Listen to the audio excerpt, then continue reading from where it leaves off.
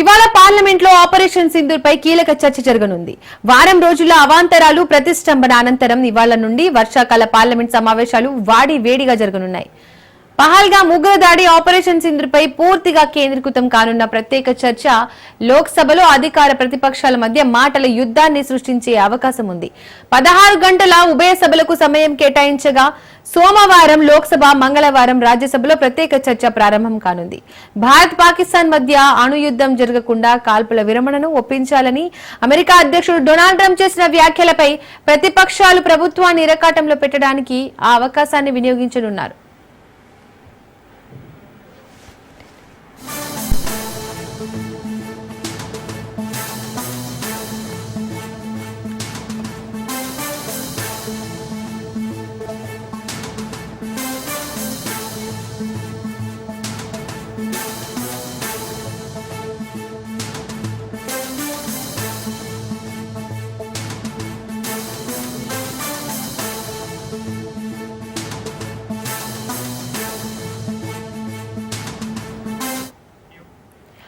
ఇవాళ పార్లమెంట్ లో ఆపరేషన్ సింధూర్ పై కీలక చర్చ జరగనుంది. వారం రోజుల అవాంతరాలు ప్రతిష్టంభన అనంతరం ఇవాళ నుండి వర్షాకాల పార్లమెంట్ సమావేశాలు వాడి వేడిగా జరగనున్నాయి.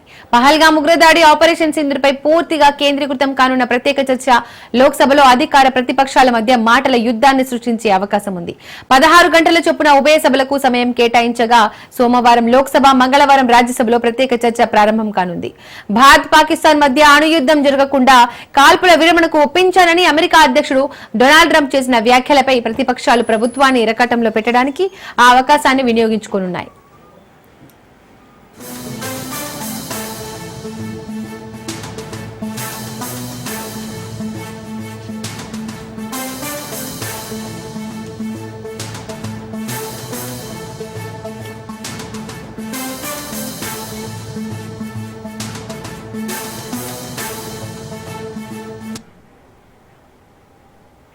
ఇవాళ పార్లమెంట్ లో ఆపరేషన్ సింధూర్ పై కీలక చర్చ జరగనుంది. వారం రోజుల అవాంతరాలు ప్రతిష్టంభన అనంతరం ఇవాళ నుండి వర్షాకాల పార్లమెంట్ సమావేశాలు వాడి వేడిగా జరగనున్నాయి.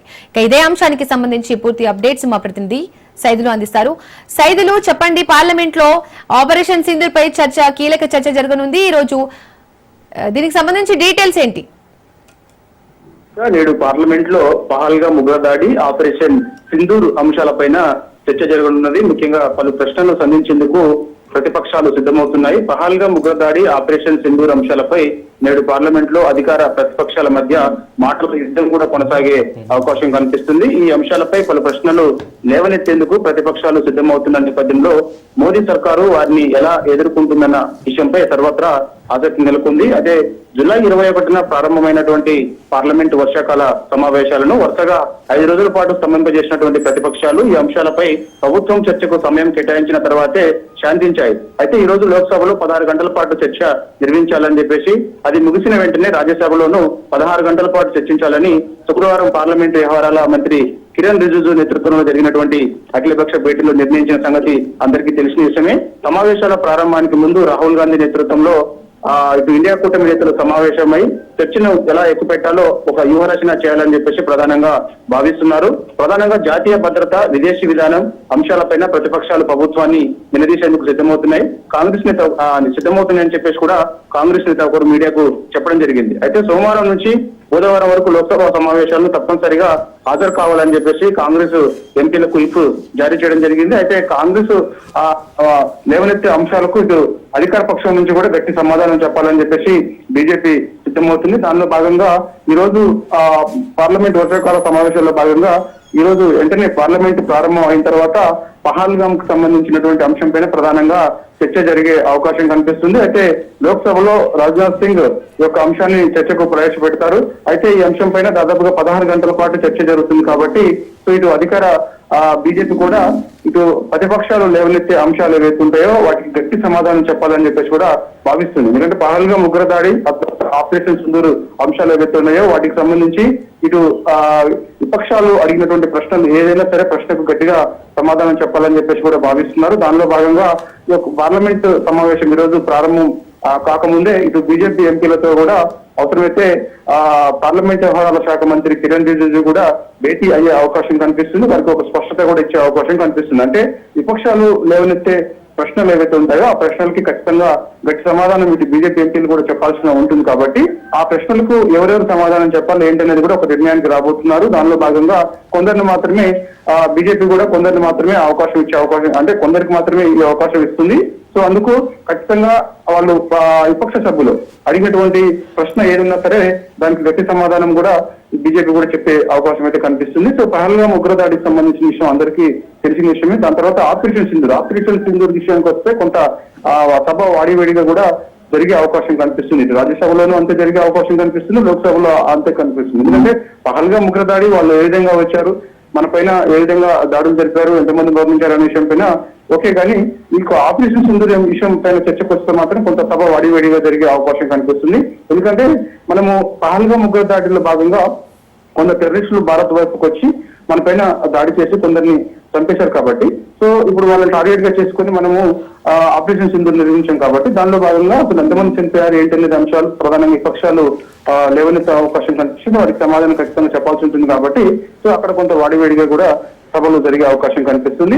దాని తర్వాత ఆపరేషన్ సింధూర్ మధ్యలో ఎందుకు ఆపేయాల్సి వచ్చింది అనే అంశం చాలా కీలకం కాబట్టి సో ఈ అంశం పైన కూడా కొంత సభలో రెండు సభలు రాజ్యసభ లోక్సభలో కొంత వాడివేడిగా చర్చ జరిగే అవకాశం కనిపిస్తుంది. ఎందుకు వాడివేడిగా చర్చ జరిగే అవకాశం కనిపిస్తుంది అంటే ఈ ఆపరేషన్ సింధూర్ మధ్యలో ఎందుకు ఆపాల్సి వచ్చింది అనేది విపక్షాలు పద్ధతి నుంచి కూడా సభ ఈ వర్షాకాల సమావేశాలు పార్లమెంట్ 21 ప్రారంభమైన నుంచి కూడా వరుసగా 5 రోజుల పాటు కూడా స్తంభింపజేశారు. కారణం ఏంటంటే పహల్గామ్ ఉగ్రదాడి, ఆపరేషన్ సింధూర్ అంశాలపై చర్చించాలని చెప్పేసి సో అందుకు ఖచ్చితంగా మధ్యలో డొనాల్డ్ ట్రంప్ ఇన్వాల్వ్మెంట్ అయ్యారా ఆపరేషన్ సింధూర్ లో భాగంగా భారత్ పాకిస్తాన్ యుద్ధం జరుగుతున్న సమయంలో ఎందుకు డొనాల్డ్ ట్రంప్ ఇన్వాల్వ్మెంట్ అయ్యారు, నిజంగా తాము చెప్పుకున్నంత నిజమేనా లేకపోతే గొప్పలు చెప్పుకున్నారా ఏంటి అనే విషయాలు కూడా ప్రధానంగా అధికార పక్షం విపక్షాలకు సమాధానాలు చెప్పాల్సి ఉంటుంది కాబట్టి ఆ సమయంలో కొంత సభ వాడివేడిగా కూడా జరిగే అవకాశం కనిపిస్తుంది. సో ఏదేమైనా సరే ఈ రోజు మాత్రం పహల్గామ్ ఉగ్రదాడికి సంబంధించి మాత్రం ఇటు లోక్సభలో 16 గంటల పాటు చర్చ, దాని తర్వాత వెంటనే రాజ్యసభలో కూడా 16 గంటల పాటు చర్చ జరిగే అవకాశం కనిపిస్తుంది. సో ఈ రోజు పహల్గామ్ పైన చర్చ జరిగితే రేపు ఇటు ఆపరేషన్ సింధూర్ పైన కూడా చర్చ జరిగే అవకాశం కనిపిస్తుంది. ఒకవేళ ఈ రోజు పహల్గామ్ పైన చర్చ సమయం పూర్తయ్యేంత వరకు కూడా అంటే మనకి ఇంకా పెండింగ్ చర్చకు సంబంధించి కొన్ని అంశాలు ఏమైనా అలానే ఉంటే మాత్రం సమయం ముగిస్తే మాత్రం అవసరమైతే రేపు వెంటనే దాన్ని కంటిన్యూగా చేసే చర్చ అదే అంశం పైన కూడా కంటిన్యూగా చేసే అవకాశం అయితే కనిపిస్తుంది. కాబట్టి సో ఈ రోజు నుంచి బుధవారం వరకు కూడా ఇటు కాంగ్రెస్ పార్టీ ఎంపీలు అందరూ కూడా ఇఫ్తిజార్ చేశారు. అందరూ కూడా ఖచ్చితంగా సభకు హాజరు కావాలని చెప్పేసి కూడా చెప్పారు. కాబట్టి ఇప్పుడు అధికార పక్షం నుంచి కూడా ఖచ్చితంగా అధికార పార్టీ సభ్యులందరూ కూడా ఖచ్చితంగా పార్లమెంట్ కు హాజరవుతారు. కాబట్టి సో ఏదేమైనా ఈ సోమవారం నుంచి బుధవారం వరకు కూడా ఈ పహల్గామ్ ఆపరేషన్ సింధూర్ అంశాలకు సంబంధించి చర్చ జరుగుతున్నప్పుడు మాత్రం పార్లమెంట్ లో కొంత వాడివేడిగా కూడా చర్చ జరిగే అవకాశం అయితే కనిపిస్తుంది. సో సహకరించాలని చెప్పేసి ముఖ్యంగా అంటే అంశం పైన చర్చించేటప్పుడు పహల్గామ్ పైన చర్చించేటప్పుడు అదేవిధంగా ఆపరేషన్ సింధూర్ చర్చించేటప్పుడు విపక్ష సభ్యులందరూ కూడా సహకరించాలని చెప్పేసి ఇప్పటికే శుక్రవారం రోజు పార్లమెంట్ వ్యవహారాల శాఖ మంత్రి కిరణ్ రిజిజు ఆధ్వర్యంలో ఒక కీలక సమావేశం ఏర్పాటు చేశారు. అందరూ సహకరిస్తామని చెప్పారు. కాబట్టి సభ సజావుగా సాగుతున్నప్పటికీ కూడా రెండు సభలు ఇటు లోక్సభ రాజ్యసభ సజావుగా ఈ అంశాలపై చర్చ జరుగుతున్నప్పుడు సాగుతున్నప్పటికీ కూడా కొంత అధికార విపక్ష సభ్యుల మధ్య మాటల యుద్ధం అయితే కొనసాగే అవకాశం కనిపిస్తుంది. Deepika. Right Saidu, thank you.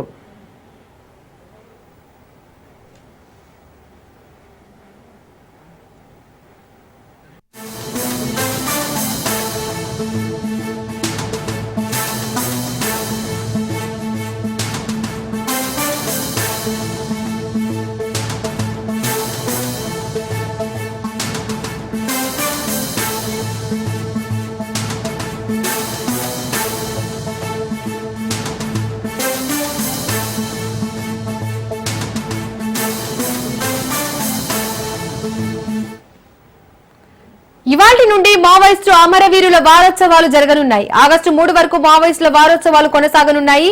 అమరవీరులైన మావోయిస్టులను స్మరించుకోనున్నారు. Maoist అమరవీరుల వారోత్సవాల నేపథ్యంలో ఎక్కడికక్కడ పోలీసులు గస్తీ కాస్తున్నారు. ఏజెన్సీ ఏరియాల్లో భద్రతా దళాలు సోదాలు చేస్తున్నాయి. వారోత్సవాలను కట్టడి చేసేందుకు పక్కా ప్రణాళికలతో గస్తీ కాస్తున్నారు. ములుగు, భూపాలపల్లి సరిహద్దు గ్రామాల్లో తనిఖీలు చేస్తున్నారు. అవాంఛనీయ ఘటనలు జరగకుండా చర్యలు తీసుకుంటున్నారు.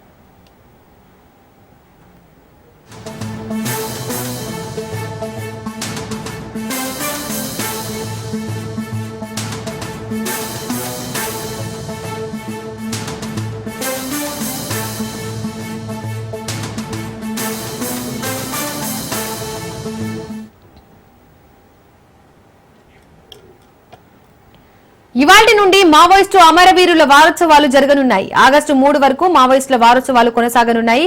అమరవీరులైన మావోయిస్టులను స్మరించుకోనున్నారు. మావోయిస్టు వీరుల వారోత్సవాల నేపథ్యంలో ఎక్కడికక్కడ పోలీసులు గస్తీ కాస్తున్నారు.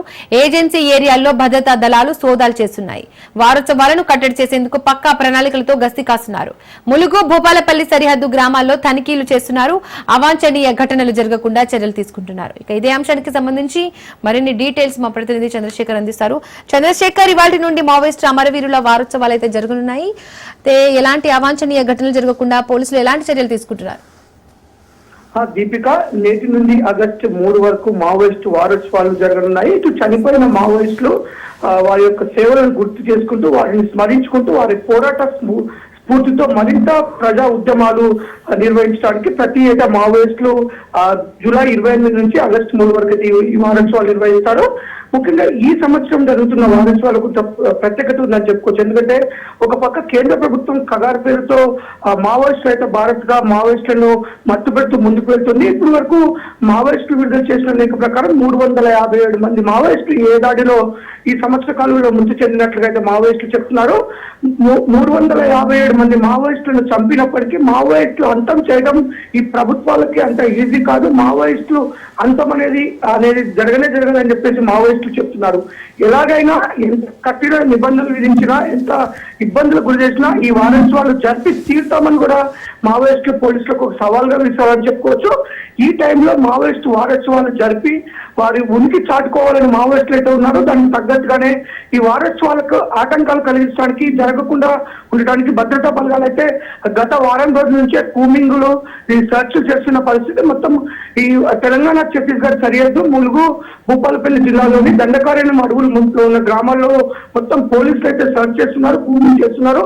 అంతేకాదు డ్రోన్ల ద్వారా కూడా సెర్చ్ చేస్తూ ముందుకు వెళ్తున్నారు. ఎక్కడికక్కడ ముందస్తుగా మావోయిస్టు సానుభూతి పనులను కూడా అదులోకి తీసుకుంటున్న పరిస్థితి. ఏది ఏమైనప్పటికీ ఈ వారోత్సవాలు జరిపి తీరుతామని మావోయిస్టులు అయితే ఛాలెంజ్ చేశారు.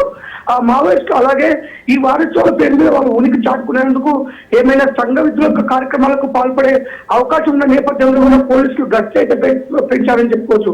కానీ ఇటు మావోయిస్టులు పోలీసుల మధ్య ఏ క్షణంలో ఏం జరుగుతుందో అని ఈ సరిహద్దు గ్రామాల ప్రజలైతే కొంత టెన్షన్ వాతావరణం ఉన్నారు. ఇటు పొలిటికల్ పార్టీకి సంబంధించిన గ్రామాల్లో ఉన్న లీడర్లు కానీ, ఇటు కొంత వ్యాపారస్తులు కానీ, ఇటు ప్రభుత్వ రంగ సంస్థలకి ఉన్న ఆటంకాలు వచ్చాయి. వీటన్నిటి దృష్టి అయితే కొంత భయాందోళన పరిస్థితులు అయితే గ్రామాల్లో ఉన్నాయి.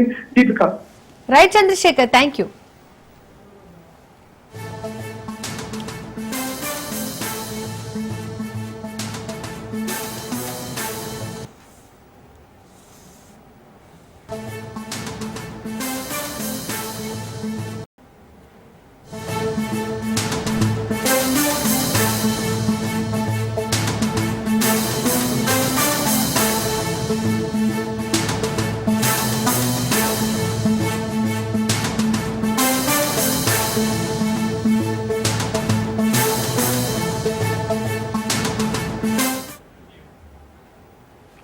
సింగపూర్ లో ఏపీ సీఎం చంద్రబాబు పర్యటన రెండో రోజు కొనసాగనుంది. రెండో రోజు పర్యటనలో సింగపూర్ ప్రభుత్వ ప్రతినిధులతో సహా పలు సంస్థల అధిపతులతో సమావేశం కానున్నారు. నగరాల అభివృద్ధి, క్రీడలు, పోర్ట్ ఆధారిత పరిశ్రమలపై వారితో చర్చిస్తారు. ట్రెజరీ బిల్డింగ్ లో సింగపూర్ వాణిజ్య పరిశ్రమల శాఖ మంత్రి డాక్టర్ టాన్ సీ లెంగ్ తో సీఎం భేటీ అవుతారు. విద్యుత్, సైన్స్ అండ్ టెక్నాలజీ, పారిశ్రామిక సహకారంపై చర్చిస్తారు.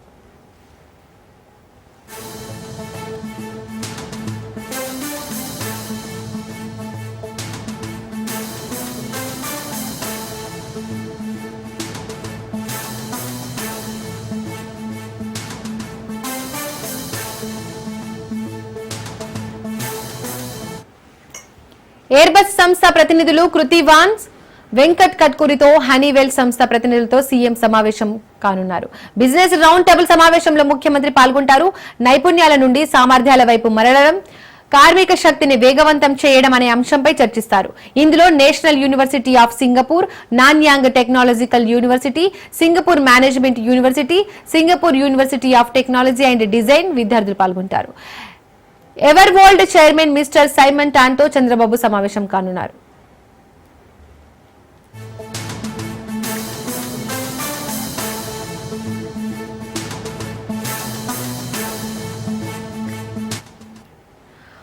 మధ్యాహ్నం 11:30 సింగపూర్ స్పోర్ట్స్ స్కూల్ ని సందర్శిస్తారు సీఎం. ఏపీలో క్రీడల అభివృద్ధి ప్రణాళికలను అనుసంధానించే అంశంపై దృష్టి పెడతారు.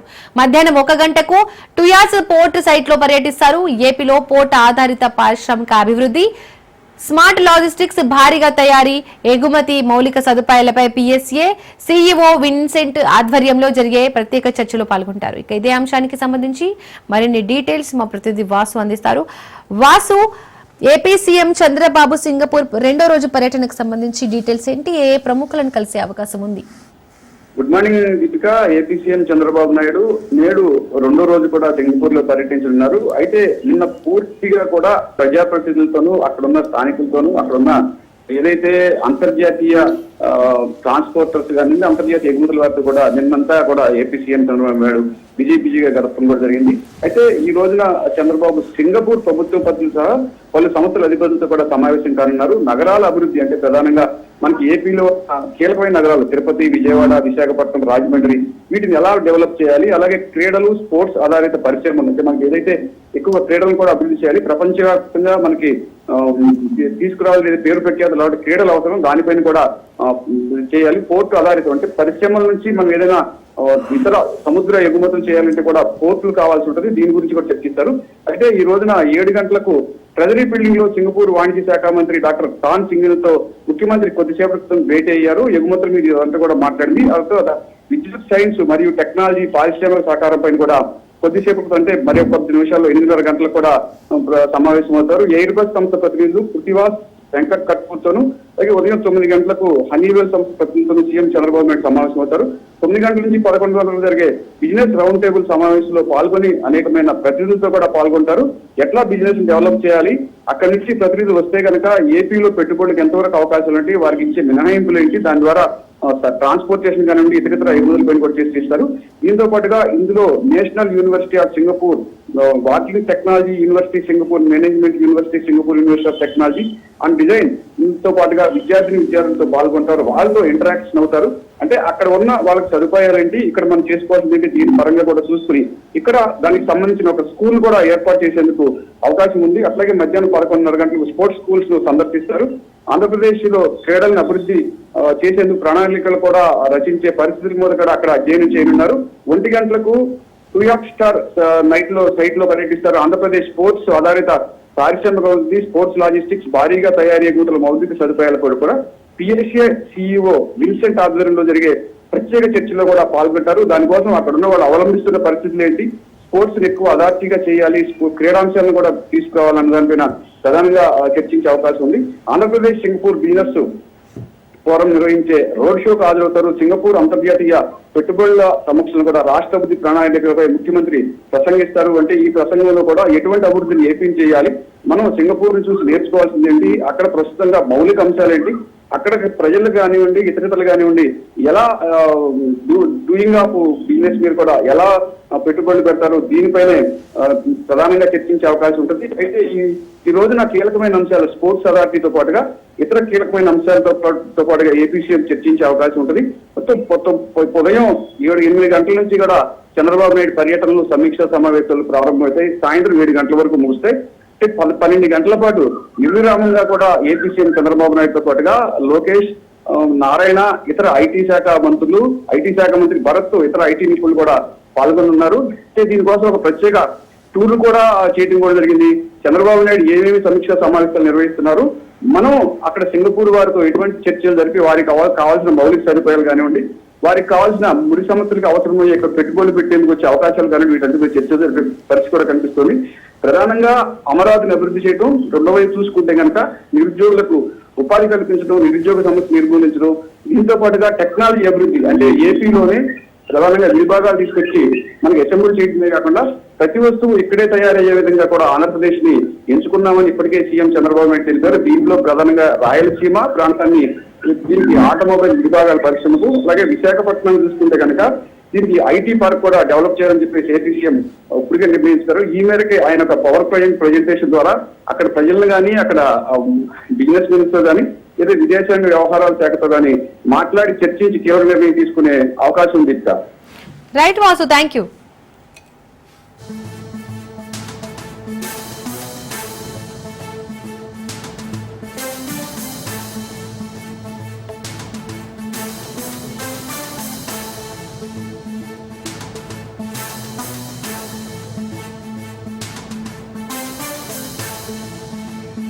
ఇవాళ తెలంగాణ కేబినెట్ కీలక సమావేశం జరగనుంది. మధ్యాహ్నం 2 గంటలకు సీఎం రేవంత్ రెడ్డి అధ్యక్షతన సచివాలయంలో మంత్రిమండలి భేటీ కానుంది.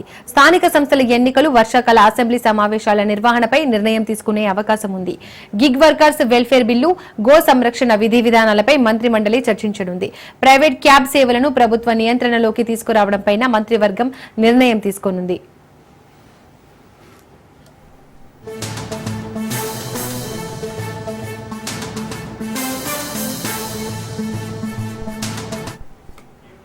కులగణన, రేషన్ కార్డుల పంపిణీ, యూరియా నిల్వలు, సాగునీటి ప్రాజెక్టులపై కేబినెట్ భేటీలో చర్చించనున్నారు. కాళేశ్వరంపై నివేదిక అందితే దానిపైన చర్చించే అవకాశం ఉన్నట్లు తెలుస్తోంది. సాగునీటి ప్రాజెక్టుల అంచనాల పెంపుపై చర్చించి నిర్ణయం తీసుకునే అవకాశం ఉంది. నూతన ప్రభుత్వ జూనియర్ కళాశాలలకు అవసరమైన పోస్టుల మంజూరుకు మంత్రిమండలి ఆమోదం తెలపనుంది.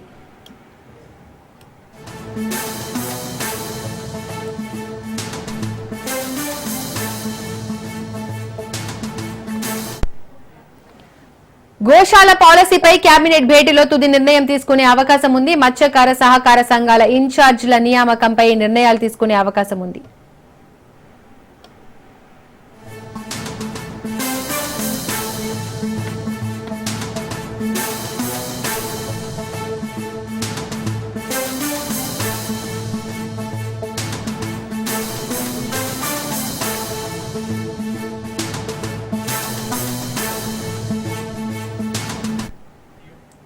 ఇవాళ తెలంగాణ కేబినెట్ కీలక సమావేశం జరగనుంది. మధ్యాహ్నం 2 గంటలకు సీఎం రేవంత్ రెడ్డి అధ్యక్షతన సచివాలయంలో మంత్రిమండలి భేటీ కానుంది.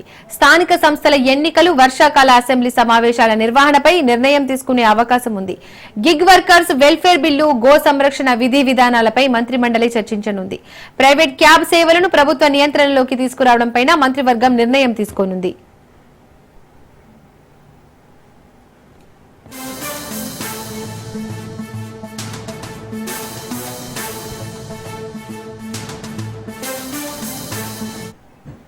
కులగణన, రేషన్ కార్డుల పంపిణీ, యూరియా నిల్వలు, సాగునీటి ప్రాజెక్టులపై కేబినెట్ భేటీలో చర్చించనున్నారు. కాళేశ్వరంపై నివేదిక అందితే దానిపైన కూడా చర్చించే అవకాశం ఉన్నట్లు తెలుస్తోంది. సాగునీటి ప్రాజెక్టుల అంచనాల పెంపుపై చర్చించి నిర్ణయం తీసుకునే అవకాశం ఉంది. నూతన ప్రభుత్వ జూనియర్ కళాశాలలకు అవసరమైన పోస్టుల మంజూరుకు మంత్రిమండలి ఆమోదం తెలపనుంది.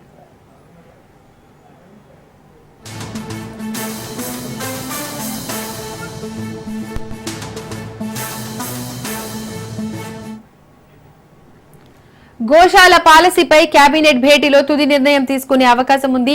మత్స్యకార సహకార సంఘాల ఇన్ఛార్జీల నియామకంపై నిర్ణయం తీసుకునే అవకాశం ఉంది.